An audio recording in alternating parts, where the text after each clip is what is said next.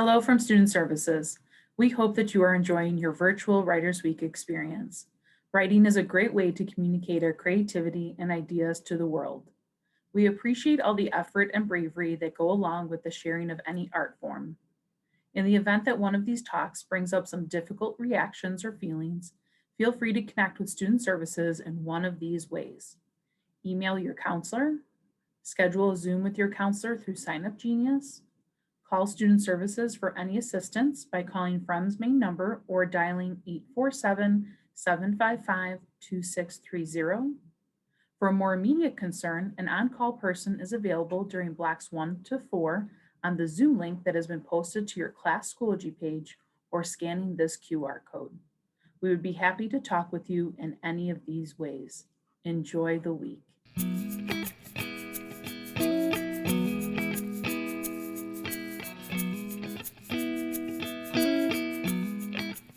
Hi, welcome to Writers Week 27.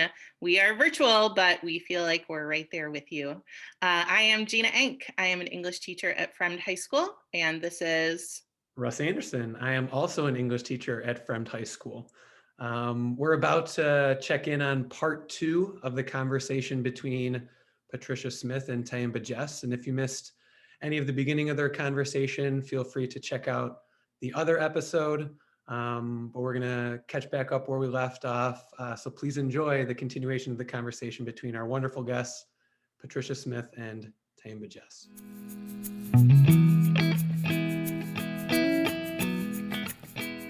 Oh, Zoom. Hey, what's up?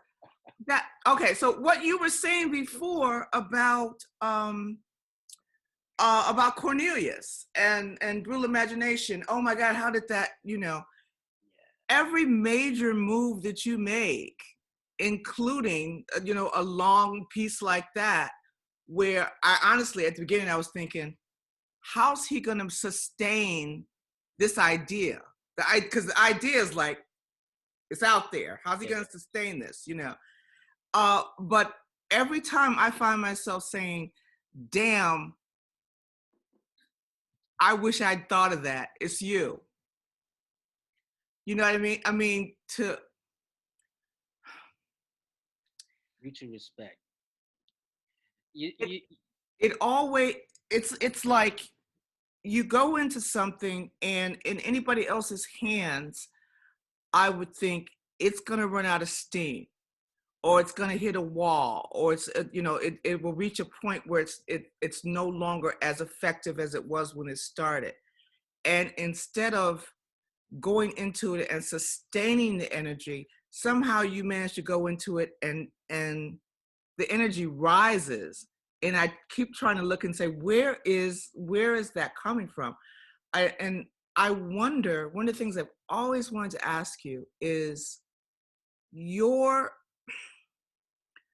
idea about innovation and breaking ground is something that just goes to me all the way back to structural issues in Lead Belly, where it was the first time that I saw the syncopated sonnet. How much does needing to stamp your signature or wanting to stamp your signature with something, how much does that drive you? Because and the other thing is the long period of time between Lead Belly and Oleo. To me, I was like, I need a book. Hello, Tyehimba, I need a book, and I wanted to know, because I think this might have something to do with it. What didn't we see? What was going on during that time with you? Yeah, second question. What I think that I was trying to discover my creative process, which apparently tends to be work really, really hard for a long time and then collapse, and then work again for really hard for a long time, and probably take a rest as well. And so what people didn't see was a long period of probably about 4 years of intense anxiety and a lot of moving around. And also, settling like a lot of just dealing with personal reorganization. Was any of the intense anxiety creative anxiety? Yes, a lot of it was. No, and I'm not gonna lie, there's a lot of fear involved, Oh no, and yeah, conquering the fear to hit the page. That page is blank, and you got to fill up the page. definitely. And I think this is actually leading to ideas about structure, because what gave me structure was form, like sonnets, and we both had. I think that we both started out in a place where we were not doing form, and it, Hmm. and then ended up in a place where we were learning how to use form in order to structure our work, and also in order to break the form. Right. Because you do the things you're doing, with what is it, sestinas and all kind. You keep stacking the deck. You know what I mean? Yeah, that would be good. You just keep coming back harder and harder, and you're like really dug into it, into form. And we both had but it helped me move the work forward. You know? See, I think the difference is you can look at a story and say, what form can I create that will better help me tell this story? Okay. I look at it and go, how can I twist this form that already exists to make it mine enough to tell this story? I mean, I just got through trying to explain, I said, well, we have the conjoined twins and the poem meets in the center. And to me, that's ultimately what we're going for. What does the poem want to say? I can deal with that narratively. How can the structure help me say it? Right. Even if it's a structure that doesn't exist. And to me, I don't even think about the syncopated sonnets as being something based on, I think of them as yours. I don't think of them being based on a traditional form and you flipped the form, you did something new with it. When I talk about them or I see someone else has done them, I think about you as being the originator of that. Yeah, well, I'm thinking about your hurricane poems, the the book about Katrina. Those Mhm. poems were so, they're so vivid, and what you did was you gave a story to that hurricane, and I'm still remembering the the the poem you did for each person in a nursing home. Oh, the 34, that Yes, one. yes, devastating. And it's in that book you had that theme that you were concentrated on, and you put all that energy into it, and it was the word that comes to mind is necessary. It was a necessary piece of work, and you're also creating, like, in that, you an homage, an elegy, for these victims and the survivors of Katrina, and it was just really inspiring to me. I feel like, we're working with form in ways that, because let's be real, nobody wants to write a poem and people forget about it. You know what I mean? Nobody wants to do that. But and when I read your work, I feel like I'm there. I'm even and the great thing is, even when you're in form, it's so intricately woven that I forget that I'm in form. That I'm really.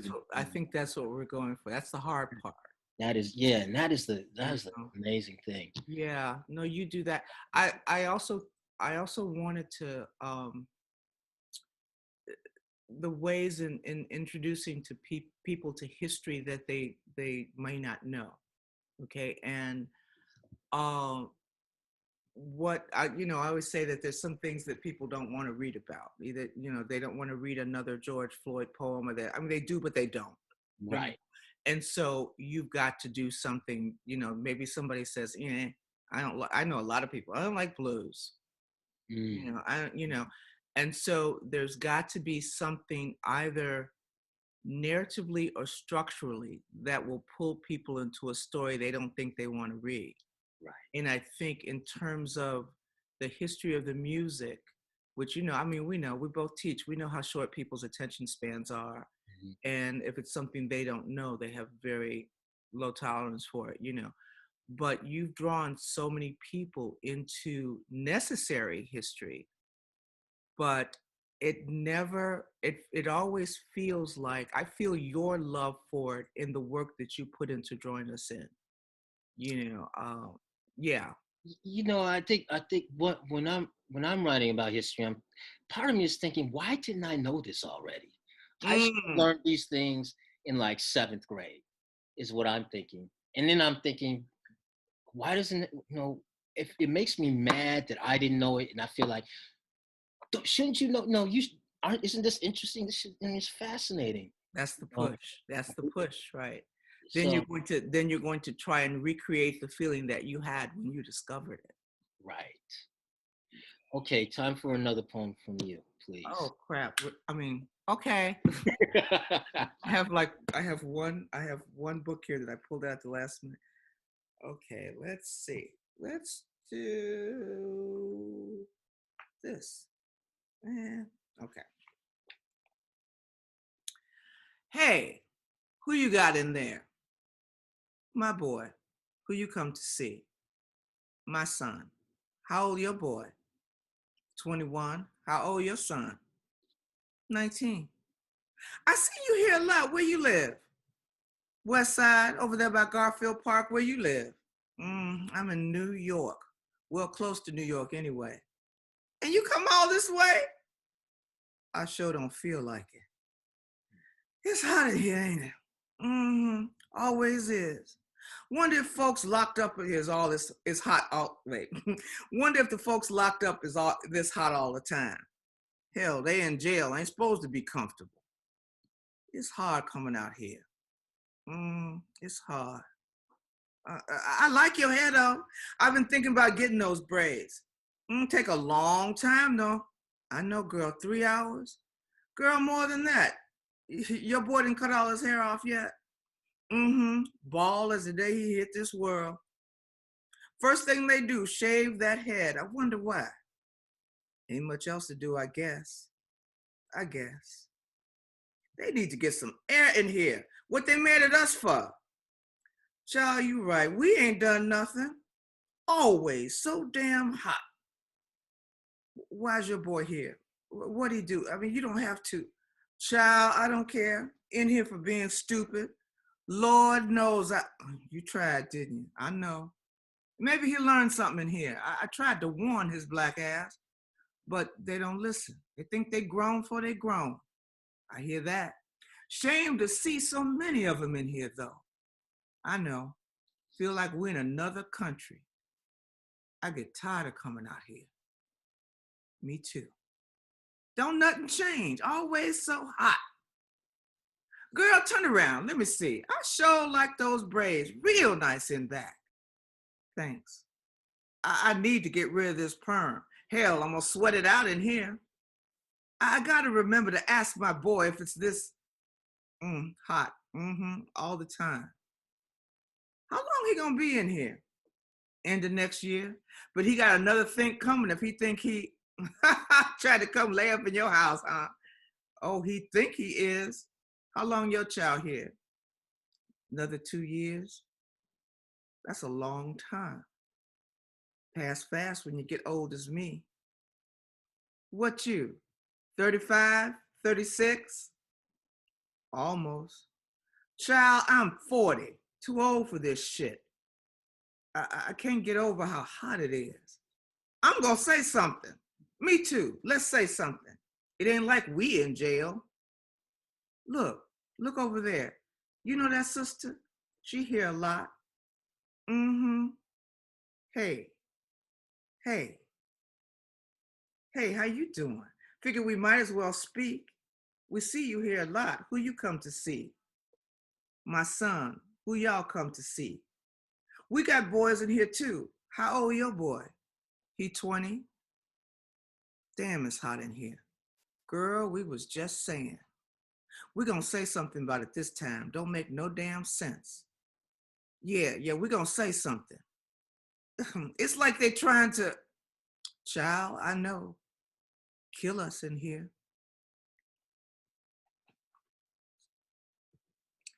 Mm, We are observers. wow.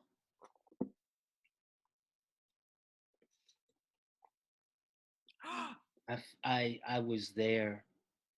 You know, what I love about that is like we're immediately in the scene, and then we figure it out, and then that space becomes more hot and oppressive. And, but at the same time, there's this warm thread of humanity in the voices of the women waiting, and it's about it's about being imprisoned by your blood's imprisonment. Right? You know, Mm-hmm. you capture the voices. So, I mean, yes, what you said at the end, we are listeners. Yes, Yeah. you are amazing Yeah. listeners. So that is that's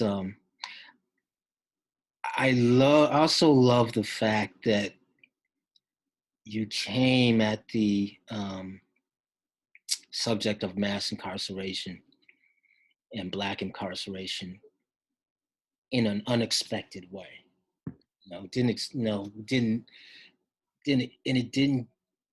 I love the fact that it was very work a day, you know, Mm-hmm. very very just using those voices in that dialogue and that kind of reflection. Oh yeah. Yeah, I think what something we both do is people don't spend enough time looking for the most impactful and effective entry point into the poem. We write in fevers, we run to the keyboard or we run to the pad and we're angry or we're sad or we're something. But if you think about the other 800 people who are running to the keyboard or pad to write about the same thing, and we connect person to person, we don't really connect person to concept, or always person to cause. It's person to person. So, and the story is not always with the person who seems to be the focal point. I mean, the first time I went to the mill, did you know Lisa Buscani? Yeah, Yeah, okay. Lisa Buscani was the Green Mill champion, and I remember that. she did a poem about the guy who cut the hair of the people who were about to go into the gas chamber, in the fact that he knew where they were going and they didn't. Okay, so you can write this big concept, how horrible was the Holocaust? Right. You can write about the pity of people not knowing that they were headed to the chambers, or you could say, who's in the periphery of this story who would say that in a way that's going to kind of knock you back off your heels and let you remember that a lot of these stories have people that are living them not the same way, and I think we both, I think too that going to places like the mill, and really the mill kept me writing every week. I had to, something had to happen, that was something that was ingrained in us. It's like everybody's going to be writing about this. Right. What can I do? How can I sneak in the back door and have you say, I didn't know that story could be told that way. Right. And leave with an image from that poem sticking with them as they're in their car on the ride home. Right. Well, what I said about them not having paper or book to look at later, Right. you have to, I mean, I think that's why we lean on the imagery Right. so much. It's like have that come back to you 4 or 5 times, you know, Yeah. and have you trying to remember lines in the poem, things like that. And if nothing else, it may drive you to paper to start writing your own shit. I mean, it's bringing Yusef Komunyakaa to mind to me because in his, I learned from him that the image is subversive. You know, it can um, do the work of uh, of bringing a different understanding of large issue when you're concentrating on that one tiny moment, you know, like you said, listeners and also observers, trying to really pay attention to what is really going on in the room and the people that what we might not ordinarily pay attention to. Mhm. Well, it reminds me of something in the poem that you did. It would be really easy to say, "Bring me the liver of," "Bring me the," "Bring me the spleen of," "Bring me," but you go down to something that was involved in the injustice. The knuckles of the hand. "Bring me the knee that was on joy," and it's moving that camera lens in and making a story that should seem impossible possible. Mm-hmm. Oh, and I think it's 7:05, but I think you should read something else. Let them worry about how to put it together. All right, I'm gonna read this one. This one is relatively new, and I'm gonna say this about my father. I love my father. He's gonna be 92 in a little while. But father relationships can be rocky, and How much and time do we have here? but I'm at I'm at a much better place with my father in a lot of different ways. But this is about. I have to preface this. This one is about intimate partner violence, and it's about well, I'll just leave it at that. Blood of my blood, walk away.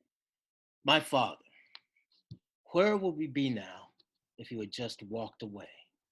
In those times, your fists grew tight and your father's blood screamed inside your skull for the crash of knuckle against my mother's skull. Where would we be if you had turned your back to whatever hot words boiled from my mother's mouth, from whatever insult you heard or saw, and whatever slight or terrible gesture? All I know is the stitches burned across her scalp, of deadly household silence, its ocean of unsaid seething in a hidden, bloodied mouth. I know the way I've prayed that my hands would never swing the weight of our fists across my lover's face. My father, I'd wish you the patience of both hands at your side, of arms folded in front of you.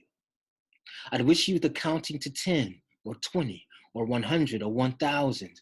I'd wish you both hands up in surrender, or behind your head, or behind your back, or buried in your pockets, or blocking her fists or slaps as you back away.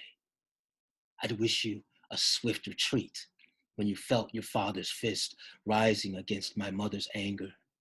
I'd wish you a clear path to the door when you felt the world's whip on your back in her tongue in the heat of your marriage. I'd wish you a walk around the block, a fast car to squeal through streetlights, a long bus ride into the afternoon, a taxi waiting at the curbside, a bike to ride furious in the night, or just your slam of a door behind you instead of the slam of your fist of flesh. I'd wish you one friend to call, or two, or 20, begging you to stand down, to remember what a man can lose with the stroke of one blow. Love, respect, wife, children, family, career, freedom, freedom from the label woman beater. I wish you the words to say, I'm leaving now before I lose it. I'd wish you the knowing when you were about to lose it. I'd wish you shelter to find yourself before coming back home without rage. My father. I'd wished almost anything else in the world than me standing over you years later, feeling my father's blood surging in my fist. But here we are, blood of my blood. And the only gift I can give you is that I've run from your blood in my blood when my anger rose. I've tried to kill the parts of you that took me so close to killing. My father, where would we be now if you had just walked away? What if I weren't scrambling through the years, through the rubble to stitch together the shreds of what I wish I'd been able to tell you? I love you. Now, I'm walking away. That's beautiful. That's absolutely beautiful. I wondered though that do you think that we went through a kind of a progression about writing kind of outside of ourselves, and then like you moved on to writing history and things? Does it take us a while to get to the point where we are able to turn around and look into ourselves that deeply? uh I mean, I think one of the good things about what we do is it has the ability to, if not mend relationships, at least let us know, give us a voice for how we really feel about them. Uh, but that strikes me as something that wouldn't be possible at the beginning of our careers. That there's something, things we had to go through before we could reach that point. Yeah, I think that, in writing about Lead Belly, I mean, for me, I was writing about a brother who was struggling for self-discipline and self-control in order to master his art. Mm-hmm. And really writing that book was the act of doing that for me. So I was Wow. exploring my own issues Yeah. through Lead Belly. And Olio is similar in that it's about, walking the tightrope of race as a Black artist. How do you keep your balance and your integrity? You know, those are issues at the in the 1800s, and they're issues in the No, early right. 21st century. Um, it is, it is uh, a real. It is about a level of vulnerability. You know, writing directly from your life that. Um, it took me a while. I put it like this: it took me a while to realize how closely I was writing about my own issues, uh, and I usually didn't realize it until after the fact. You know, In other things that you were choosing to write about. right, right, right. But I think it's always. I mean, I think it should always be a journey of discovery, right, and self-discovery. I mean, Yeah. when you're writing something and you don't know how the surprise is going to come. Mm-hmm. No matter what you're writing about, Right. it's still a journey into the self. Yeah. Right. Yeah, and you don't know, like you planned for it to go this way, and that's just like you were saying today. Then it went woof the other way, and Let you me tell you where I'm going. Yeah. right, right. And so it sneaks up on, that's when it's really, that's when it's good. And that's not when you're really digging, when you're doing things that you didn't think you were gonna do, you know. And that's when that act of discovery in the writing that creeps up on the reader as well. because they're also there. If they're really in there with you, Yeah. then when those switch ups comes, like, whoa, I've seen it. Yeah. yeah. Yeah. That's an amazing piece. Um, I wanted to ask about Olio. Um, when it was such a long. I I imagine Olio. You working on Olio every time, ever since Lead Belly came out until Olio came out. What? How did you know? I mean, it's kind of well known that you were looking for just the right place to publish. You know, at least I knew it, and that was very important to you. That your voice not be, bent or changed in any way. But how did you know when that story was complete? It's a story that can keep being told and told, because once you get down into what we don't know, that's a bottomless well, right? Yeah. So how did you put a sort of a boundary, a border around the story that you wanted to tell? Well, with Lead Belly is very linear. Oh yeah, that. Mm-hmm. And I wanted to, who one person inspired me was Van Jordan with Magnolia. Mm-hmm. Incredible book, but it's not a direct timeline. It's back and forth, and it's about the first Black student, a little girl, to go to the National Spelling. Spelling Bee, yeah. Right, Mm-hmm. great book. And I wanted to do a circle, and that's really what happens is for me in that book is that there's a crown of sonnets that makes a circle, and everything else fits within that circle. Mm-hmm. Okay. Um, So once again, structure. yeah, Mm-hmm. yeah, but I didn't know what that book was going to look like until I was about 5 years in. And I happen to have an excellent publisher that published Lead Belly. That's Wave Books. That would be practically the only publisher that would have done the crazy things that are done in Olio.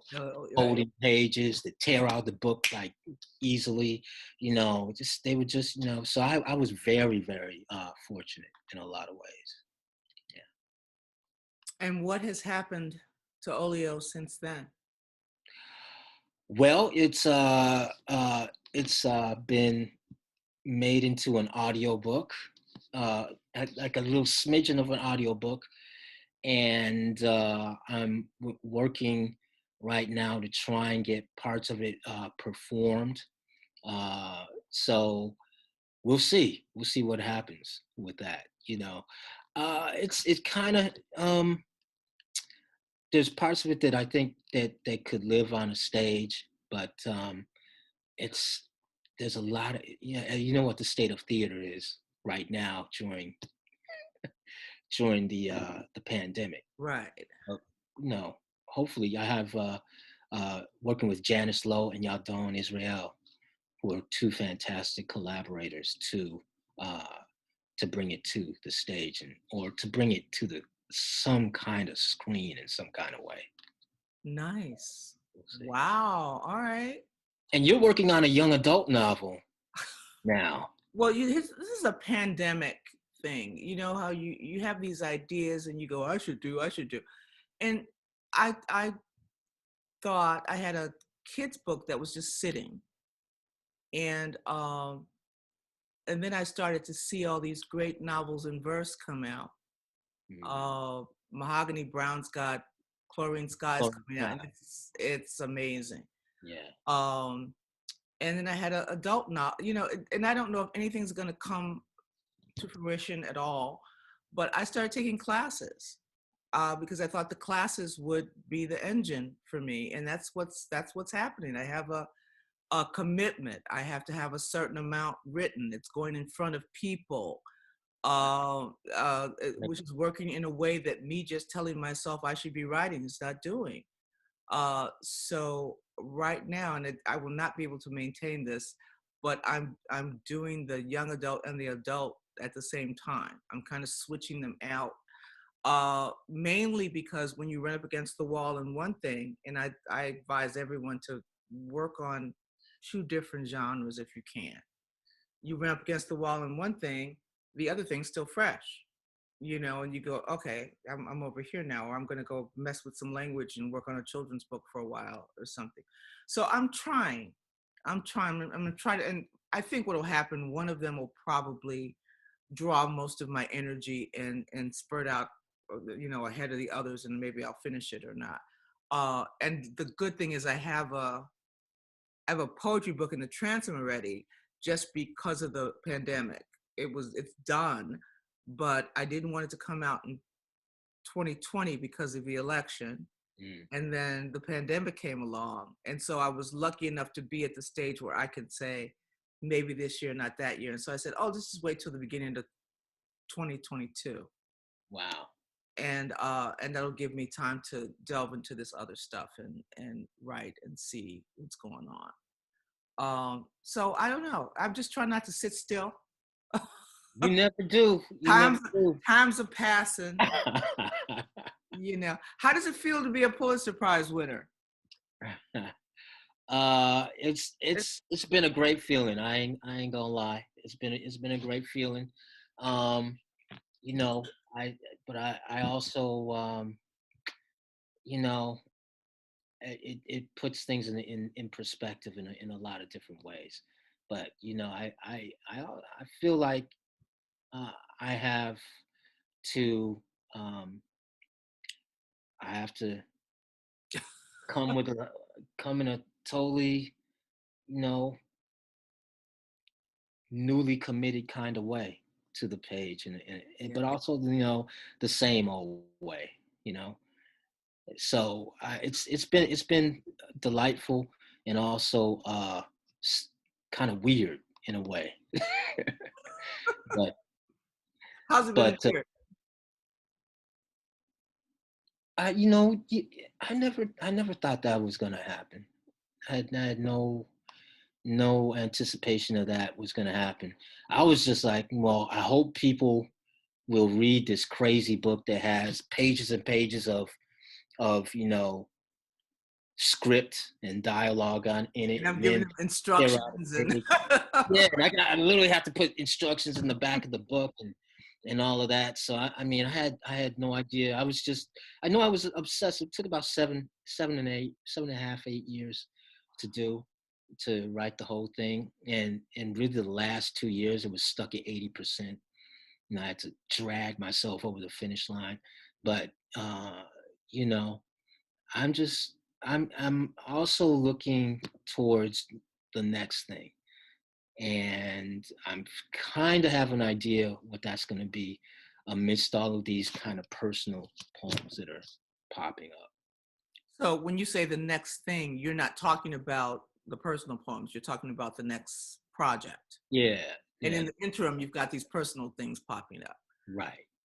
Would you do you think you'd ever just do a collection of poems, like a collected or something? Or are you project minded? I tend to be project minded because there's certain things that I feel like if don't nobody else want to tell that story, then hell, it's just sitting out there. You know what I mean? So it's like it's so incredible that I feel like I just need to do this. I feel like it's calling me for whatever reason, and I don't realize really why exactly it's happening like that until you're really in it and you're figuring it out. I don't know, Jess. There are so many incredible stories. I mean, I don't know why we're all not babbling idiots. We should have on straight jackets, and because from the moment you open your eyes, these things start to just hurtle towards you, and you're afraid when you pass one over. Am I passing over the wrong thing? Is that going to come out tomorrow with somebody else? And you want to just hold them all stunned and still until you can handle, And then when you start getting older, like me, you say, well, I only have a finite amount of time. So you got to pick those stories Right. Pick well. You know what inspiration for me is August Wilson. A poem, I mean a play for every Yeah. decade of the 20th century. that's, that's I mean, and he finished just in time. Yeah. Just in It was time. meant to be. Yeah. It was meant to be. Do you miss Chicago? Since this is going All the into time. Chicago? You know, I love Chicago. Chicago had a huge effect on me. I'm very glad that I lived there for 18 years. You know, number one being the blues. Yeah. Which you cannot get in New York in the same way at all. No, New York don't really know the blues like And they should. it's an industry in Chicago. Mm-hmm. You know, I mean, like it's a part of the lifeblood of the city, and New York don't really have it like that. Going to Checkerboard Lounge and blues and all that. Buddy's plays. Hmm. And also, I think Chicago is a great. How should I put it? Chicago is a great place to not be in the kind of in the media center of the world, which is what New York is. And I know times have changed and the internet has changed things in a lot of ways and all that, but uh, I love the Chicago open mic scene and Spices and Green Mill and all the other haunts that we used to go to. They really gave me a kind of family that I didn't, you know, That that was it. helped raise me up, and the Guild Complex and the Hot House, you know. So it was really. I feel lucky in a lot of ways. That I was there at that time to be part of these schools of thought, the Velvet Lounge, Fred Anderson, the AACM, so all that, the music, the people, the people are so down home and chill, Yeah. so It I was. gotta get back to Shive sometime. Great place to spend the summer, especially. Yeah. It was. I don't think I would trade that backdrop and that background for anything. Every once in a while, I go, well, what if you had gone, tried to go? I don't think it would have worked out the expected route. The right schools and the right thing. I said I'd probably be bored with myself at this point. Right. Very few people have exactly this background Mhm. because it wasn't stagnant. It didn't stay the same No. through the years. It shifted and changed. And I think somebody starting out in Chicago now would not have the same experience. We were there at the beginning of so many things. Right. And got to see them take shape. And then when it started to travel, people would look like, oh, you're from Chicago. Oh, and yeah, I volunteered at Guild Bookstore when Guild Bookstore was around, shelving books just to be there for the readings. It's like, oh, Eduardo Galeano just walked in.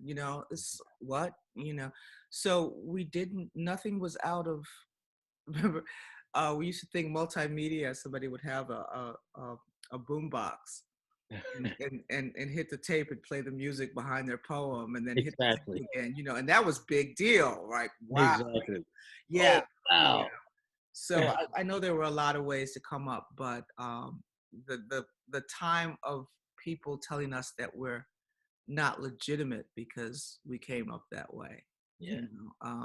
So it's nice to know that you don't think of yourself as a New Yorker. What I was getting to. I'm perched here for the minute, but and I love New York. I love New York, but I would not trade. Well, we have totally different experience. I remember when you were in Illinois, when you were teaching in Urbana and thinking about leaving. And I was thinking, wow, I'd love to be in Urbana. This is what I said before. I think, I guess because I was into the rooting family quiet thing. And, you were still into the city, like, boom, what's next? Boom, boom, I boom. don't. It's hard for me to do small towns. That's just. Well, yeah, you talk Detroit, about. Chicago, and then Urbana. It was a great job. I have great things to say about this institution. But That town just killed you, huh? it was not working. And it was too Still far from facing it Chicago. right now. And it was too far from Chicago. Yeah. Yeah. Yeah. I think that we both, I don't live in New York, I live in New Jersey, Right. but I think that we have basically gotten what it is we need from New York. And it's like we can be Chicagoans here Right. and still be happy. Right. Right, Chicago? Okay. It is now 7:28.